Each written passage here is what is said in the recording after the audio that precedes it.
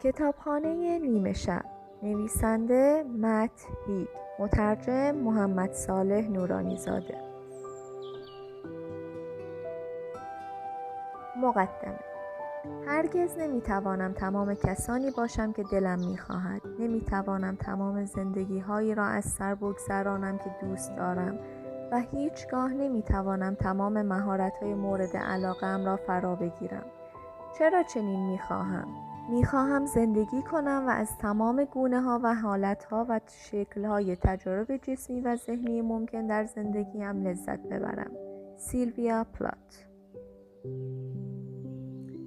گفت بین مرگ و زندگی یک کتابخونه است. توی اون کتابخونه هم قفسه های کتاب تا ابد ادامه دارن. هر کتاب شانس امتحان کردن یکی از زندگی هایی رو بهت میده که میتونستی تجربهشون کنی تا ببینی اگه انتخاب دیگه ای کرده بودی چی میشد. اگه شانس این رو داشتی که حسرت‌هات رو از بین ببری، کاری متفاوت از آنچه کرده ای انجام میدادی؟